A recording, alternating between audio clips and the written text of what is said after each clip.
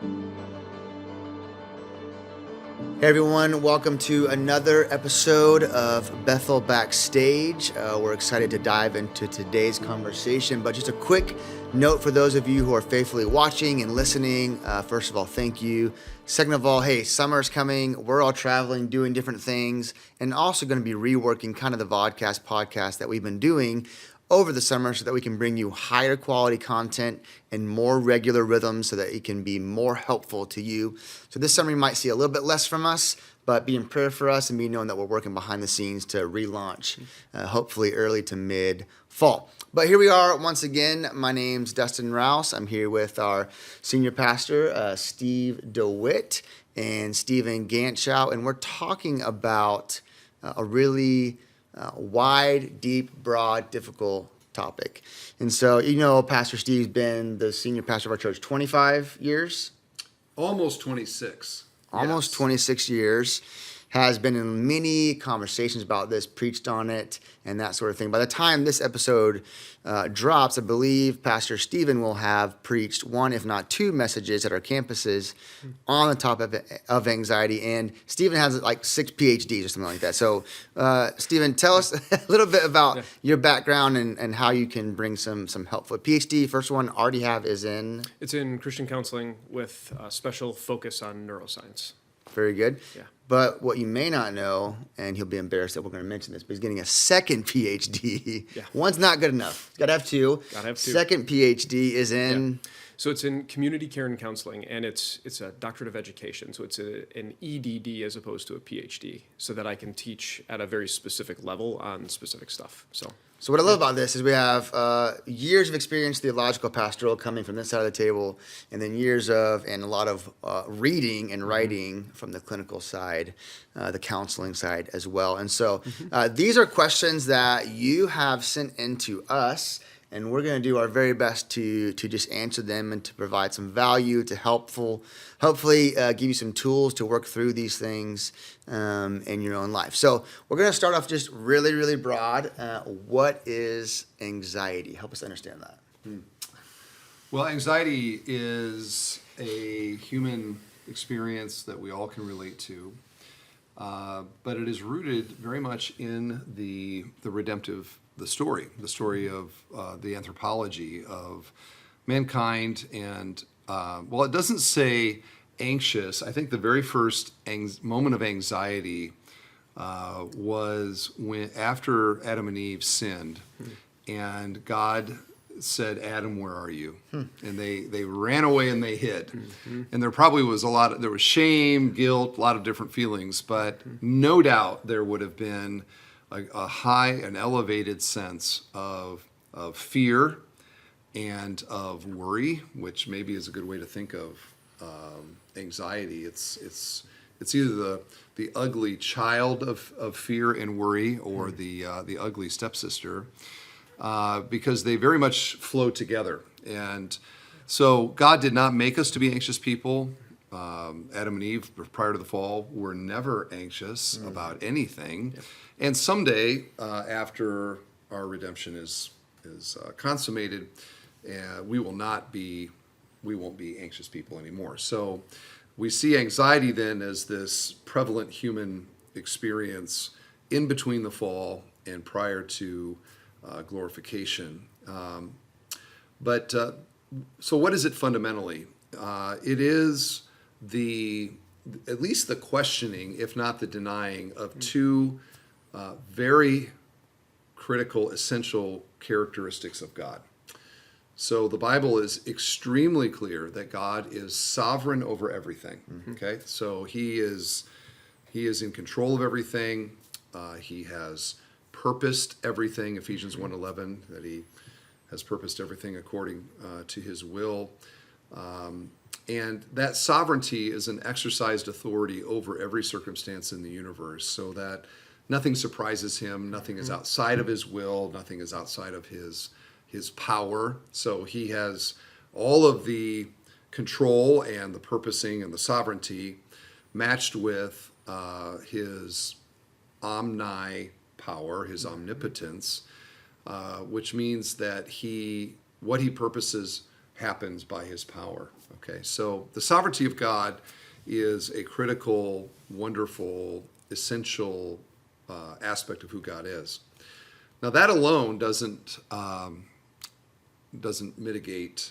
It helps, but it doesn't mitigate anxiety, because anxiety can either question that God is sovereign, but even if he is sovereign, it questions the goodness of God in the future. Okay, so we don't typically worry about things in the past. We might worry about something in the past that has ongoing consequences. We don't typically worry about what is happening right now, although I have a high degree of anxiety talking about anxiety. Anxiety is always future oriented. It is a fear and a worry about the unyet fulfilled circumstances of life that denies, here's the second quality of God, it denies, or it's at least questions, the goodness of God. Okay, so it's one thing if God is sovereign, but he could be a tyrant, he could be a hater, and therefore a sovereign despot is no solution to worry. But a sovereign good God is. And as much as the Bible has to say about the sovereignty of God, it has nearly as much to say about the goodness of God. Mm-hmm. That God intends good, that he is good in all that he does, that, especially for Christians, that everything works together for good, Romans 8:28. And it assures us, based on how God has acted in the past, which is for our goodness and salvation, that God promises he will always act in our future in that way. So faith appropriates the sovereignty of God and the goodness of God, and trust, has a posture of trust towards the future, dependent on a sovereign and good God. But anxiety is an internal doubting of one aspect of, or both, of who God is. And it worries that perhaps God isn't in charge and evil or chaos is going to rule the day, or it questions that what is going to happen to me in the future, or society, or my family, is going to be ultimately going to be bad. It's going to be evil. It's going to be undesirable. And so humans who are finite, considering an infinite God and a good God, will, in their finiteness and fallenness, experience internally a heightened sense of energy that I would say is a denial of faith and is acting according to a less than biblical view of God. Mm-hmm. And it's, the thing about it is, it's super prevalent. And I think it's so infiltrated our culture that we have a hard time, I think, as people even grasping that when we're in the throes of experiencing it. So bringing it down into manageable categories, breaking it down into the theological category, which you did, and then helping people see what tools do I need in my life to weather anxiety well is a high value, because, I mean, anxiety, generalized anxiety disorder is one of the most prominent diagnosis codes that exists right now in all of our lives, and we don't even realize it. So we see this evident in our church, we see this evidence all around us, so understanding it in theological detail and then in very practical detail is super important, because if we don't understand what we're experiencing, we won't manage it or even overcome it well. So breaking it down into a theological category is something I do as well when I meet with people. And then I kind of put it into a manageable box for them, because I want them to understand the fullness of the experience, because it's theological, it's thoughtful, and it's emotional. And it's the emotions where people get lost a lot of the time. So when I define anxiety, and I wrote it down because I wanted to make sure that I gave a very precise definition for us to talk about a little bit. Anxiety, and this is based on theology, it's based on neurology, and it's based on psychology. So all three of these things are evidence in the definition I'm going to provide. Anxiety is a persistent, reactive feeling of apprehension, unease, fear, worry, or in extreme cases, dread that something is wrong, out of my control, and that something harmful is going to occur. Now that's a lot, but the a lot is important. The summary of that is anxiety is a persistent concern or fear about a potential future, not a guaranteed event, in much the same way you just described. And I think one of the most important things that it's important we all see in this is persistent reactive feeling. Because so often it's the feelings-oriented nature of this where people get stuck and they can't see their way out of it, which is where I found when I'm meeting with people, that's where they start to doubt God's goodness. That's where they start to doubt God's sovereignty, because their felt experience is so much different than how God tells us we need to be, think, and act. So when I'm meeting with people, and I think it's important too that we recognize that everyone agrees on this. When you look at not everyone, but most people who are reputable, from DSM clinicians to Christian psychiatrists and psychologists, they all generally agree that anxiety, when you break it down, the reactive feeling is not the impetus. That's the effect of the cause. When you look at all of the definitions, and I can just for us to sit down and talk today, I looked at more than 12 of them, and they all deal with anxiety initially as a thought-oriented issue. And it is a thought then that creates the feelings of apprehension and fear and worry, which breeds, I think, another significant reality. When you look at how to address anxiety and even think about it, we have to think about it as a thought issue first and a feeling issue second, and most good counseling would approach it the exact same way. That was helpful. And I do know, having conversations with a lot of people and just knowing stories of people in our church and just in our region, that this is a very real thing that a lot of people are dealing with on variation of degrees of, depth, and how in-depth it is for them from full panic attacks or just minor anxiety, being able to go into things. So I'm glad we're tackling this today. So that's what it is, and there's a lot more we could say. We would try to be concise, but we've already talked for a little bit about it. But one of the questions that somebody sent in that kind of is a good follow-up to that is anxiety a sin? Is it something that we need to be repenting of? And how would you help people think through that? I would say that anxiety is, it can be a sin. This is where it's hard to, parse this somewhat, because, there is that natural sense that you have when you have a big day ahead of you. There's something, it could even be something you're looking forward to. It could be your own birthday party, but you feel there's a internal energy that is, I think, can be helpful, more like adrenaline, which can feel somewhat like anxiety.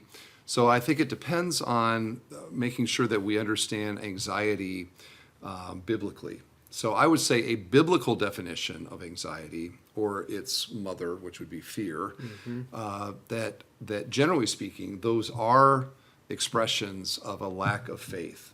And there's probably room for some immaturity in this that I wouldn't necessarily call sin, but it certainly can be sin. If I am in a pattern of denying the goodness of God, if I'm in a pattern of denying the sovereignty of God, now I am practicing a kind of faith and a Christianity that is contrary to Scripture and contrary to the way that God would want us to be. So that overwhelming sense of fear, that debilitating sense of fear, I think we would put in the category of a work of the flesh. It is a damaging, not a life-giving expression. The Holy Spirit does not provide fear. It is not a fruit of the Spirit. Fruit of the Spirit is peace and joy. So I think that I would call it maybe a sin, and likely a sin if we think about it in those categories. You were going to say something, Stephen. Go ahead. No, and I was going to agree with you, but I would also I parse this down for people, because when I meet and talk with them about anxiety, because I'm going to teach them the theological reality, and then I'm going to talk with them through the thought and feeling distinction. One of the things that is so important that we do is teach people to not live by how they feel, because when they live by how they feel, our feelings take us all over the place. Whereas the Bible is very clear about mind renewal, taking thoughts captive, and a host of other ways and means that we are to manage our thoughts. And if anxiety, by definition, is a thought issue, we can proactively plan to use anxiety to propel us toward trust as opposed to propel us toward sin. So how I try and distill this for people is, if that warning sense in you, like, oh, I'm about to jump off these monkey bars down to the ground and that's 6 feet, that could hurt me. That danger sense that alerts us to a potential threat, if that's leading you to a point commensurate to life circumstances where you doubt God's goodness, then it becomes sinful. But if that warning sense propels you to trust God in a set of circumstances, then I think there's a redemptive quality, and then anxiety becomes something else. It transforms into another thing, which is not the point of this conversation. But I think it can be used to actually, if it can be used for sin, we can twist it and have it propel us the other way as well. I just know people who are mature Christians, who know the promises of God. They know the Word of God. They know what they feel isn't in line with what is true. And they have to continually tell themselves the truth.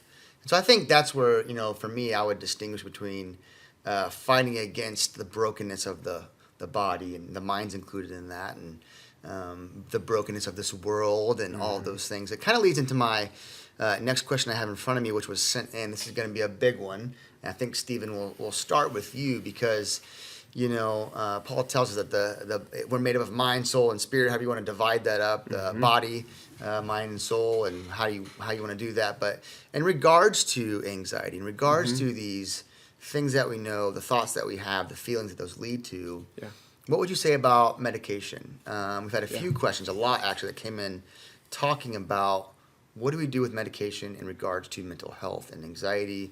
Is it okay to take it? What should we believe about it? What should we think about it? So talk to us just from the counseling side of things and kind of where you've been studying and help us understand this.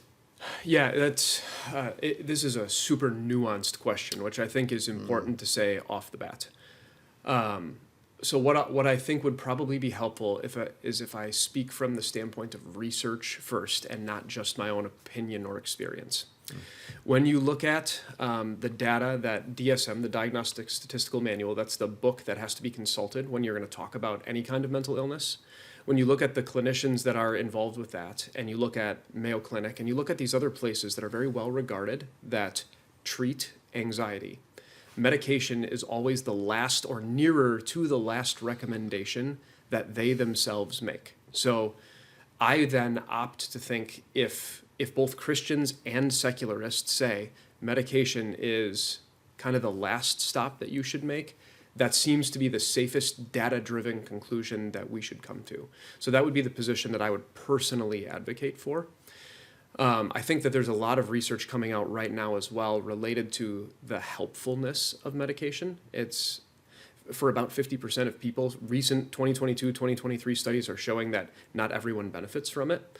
Whereas if you look at all of these same clinicians, all of these same very well-regarded resources, they would tell you that a form of cognitive behavioral therapy, which biblical counseling is a form of cognitive behavioral therapy, and a host of other models of helping people that are very focused on thought and action, that is almost always with reputable people, reputable sites that we would trust and recommend people to go see. That's what they recommend first, is go and work on how you think and how you act based on how you think. And if those things do not work, that would be the most appropriate time to consider a medication alternative. So when I meet with people, I show them that data because I keep it on hand, and I recommend that general approach. I would add a little broader perspective on medication, that our perspective on a theology of medicine is that it's an aspect of God's common grace, that He is so related character qualities in the earth to medical bodily fixes that we have, that when those two come together, and whether it's Tylenol or whatever, that it's a common grace from God. And so, but that said, like anything that's good, mankind can make it bad, and medication certainly falls into that category as well. So I think that if there is a genuine cause that medication can address, then that's a good thing. if it is if the cause is perhaps not a bodily one, but is maybe emotional, and the effects are also therefore emotional and maybe spiritual, the medication isn't going to address the root cause. Yeah. Okay, so maybe as a short-term stopgap, just so we can settle things down here. And I'm speaking broadly, not just on anxiety, but broadly on this. Then okay, but not as the cure, not as the final solution. It's a tool. It's not the goal. And the goal is for us to identify the root causes, to address those, and to try to find emotional health and spiritual health through the other means that God has provided. And we believe that through the gospel that there is real healing that is spiritual and emotional and has psychosomatic benefits to it as well. That I've spent some time studying stress this last year, and which is kind of like fear, perpetual fear on steroids, and the damage that it does to the mind and the body and the soul, especially the long term. It is in all of our best interest to learn how to deal with life in a way that doesn't have long-term stress, because it is devastating. So we see how, and broadly, you see how what sin provides is always damage and pain, and what God provides is renewal and fullness and humanity, the shalom that God intended us for us to experience. And so we got to try to find our way to those solutions. And medicine is not that solution. Which is, I think, why it's so significant that when we go to even secular sources that are very reputable, they say that other forms of therapy that focus on exactly what you just said from a secular standpoint, but there is not universal, but there is a large degree of agreement from many trusted resources that therapy first for anxiety, because most of these things are changeable. Most of them have solutions that are workable that will be helpful for people. You brought up the effect of stress on the body. The effect of anxiety on the body is detrimental. You over time destroy your central nervous system. Like you actually form grooves in your brain too, where anxiety becomes your default response, and you end up living in a perpetually anxious place. I mean, medicine isn't going to fix that. It's literally not designed to fix it. It's designed to ease the symptoms. Whereas therapy, what it does is it teaches you new ways of thinking. New ways of thinking create new brain pathways. New brain pathways then ease the central nervous system and other areas of the body. I mean, it all makes sense. So there is a reality here that is very much worth considering. And I would say for somebody that's battling anxiety, you want to talk to someone first. Don't. My recommendation, unless you are in a really deep, dark, anxious place, would be to talk to somebody first and gain tools and skills before going to medication. And I think that's an important point. Maybe we could wrap up this. We're going to go 2 episodes with this one. We have a couple more questions, and we want to make sure that we don't take up your whole evening watching this. And so we'll hit the rest of those in the next episode. But I think what Stephen said is very important for anybody watching or listening is just, if you're battling anxiety, reach out to somebody. Yeah. Talk to a friend, get into counseling, do the hard work, and then see how God might lead you through his Holy Spirit, which resides in you, to work on these things that he's given us many, spectacular grace and common grace of medicine, maybe if you need it. But it's multi-layered. Every situation is unique and different. And so it's really hard to answer these questions honestly from a 2,000-foot view, but we're doing our best to do that. And just know that if you have specific ways you wanted these questions answered, go find somebody and talk to them. We would encourage you to do that. And so I hope you tune in next time to part 2. We'll answer the rest of the questions that you sent in to us on anxiety. You are loved.